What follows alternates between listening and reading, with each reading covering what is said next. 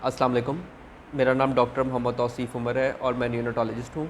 इस short video clip में हम ये डिस्कस करेंगे कि अगर आपका बेबी पैदाइश पर लेट रोया और उसके बाद उसे अस्पताल में दाखिले की ज़रूरत पड़ी और अब वो डिस्चार्ज हो गया है या डिस्चार्ज हो रहा है, तो आइंदा आने वाले हफ़्तों और महीनों में उससे किस चीज़ के लिए डॉक्टर से चेक करवाया जाएगा। पैदाइश पर लेट रोने के बायस बेबी के ब्रेन को ऑक्सीजन कम पहुँचती है और ख़दशा होता है कि बेबी के ब्रेन को डैमेज हुआ होगा।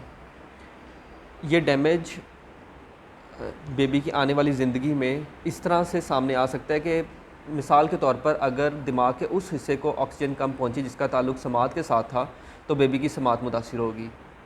अगर ऑक्सीजन बिनाई से मुतल्लक दिमाग के हिस्से को कम गई तो बेबी को देखने में मसला होगा। आम इस्तिलाह में इसे बर्थ एस्फिक्सिया कहा जाता है, यानी पैदाइश पर लेट रोना। तो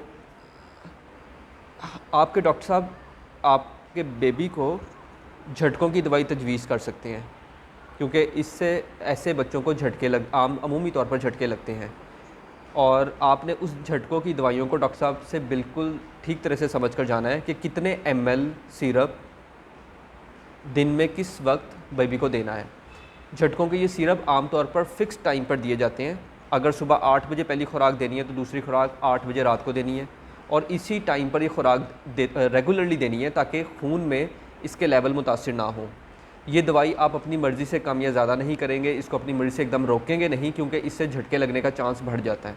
अगर आप किसी शादी ब्याह पर जाते हैं या घर से दूर हैं तो आपने ये दवाई लाजमी अपने साथ लेकर जानी है, या दूसरी जगह जाकर, जैसे कि अगर आप शहर से बाहर गए हैं तो इस दवाई को ख़रीद लेना है।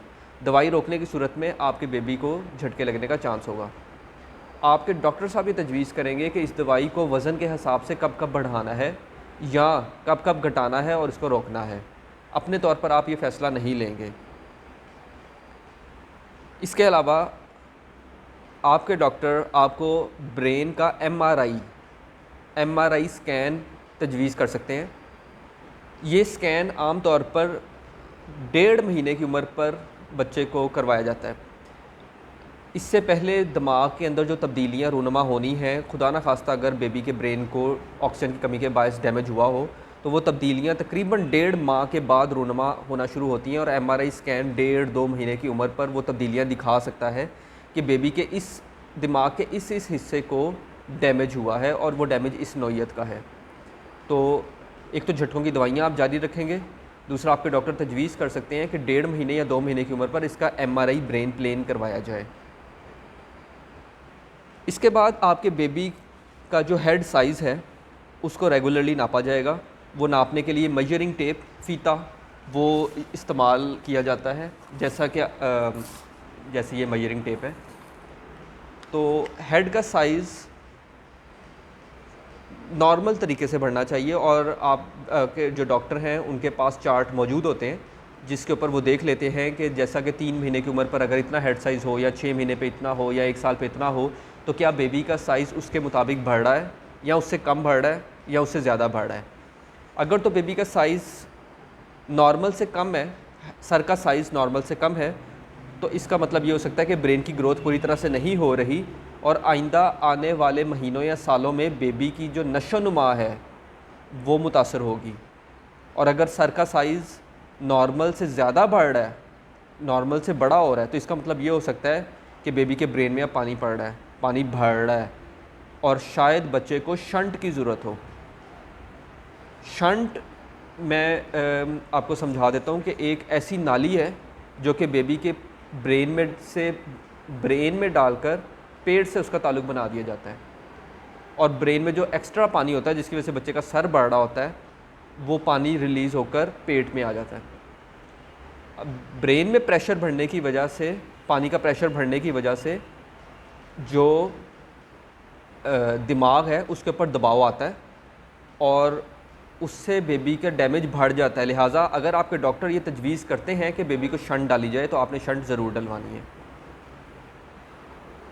सर का साइज़ नापने के अलावा आपके डॉक्टर आपके बेबी को तजवीज़ कर सकते हैं कि आप बच्चे की समात और उसकी बनाई को रेगुलरली चेक करवाएं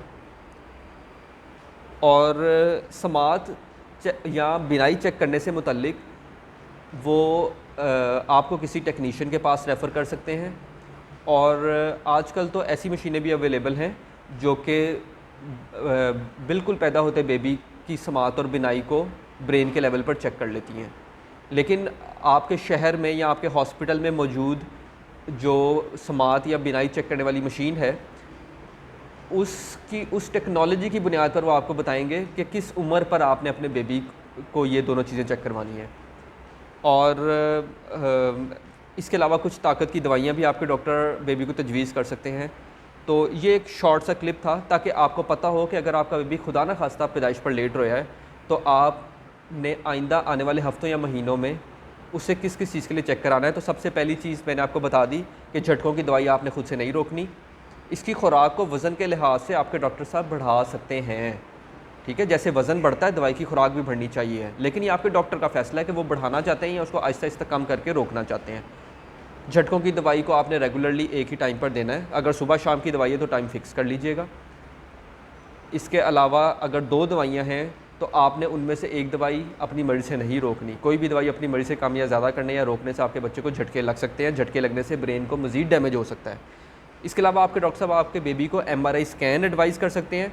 उसके सर का साइज़ नापेंगे और वो सर का साइज़ 3 महीने, 6 महीने, 1 साल जैसे वो बेहतर समझते हैं उसके लिहाज से वो नाप कर देखते रहेंगे कि हेड की ग्रोथ जो कि ब्रेन की ग्रोथ को शो करती है वो सही हो रही है या नहीं हो रही, कम हो रही है या ज़्यादा हो रही है। ज़्यादा हो रही होगी तो शायद वो शंट डालने का सोचेंगे। इसके अलावा समात की असेसमेंट और बिनाई के टेस्ट ये भी वो आपको दिखाने होंगे। तो अगर आपको कोई क्वेश्चन हो तो आप कमेंट्स में मुझसे पूछ सकते हैं। अल्लाह हाफ़िज़।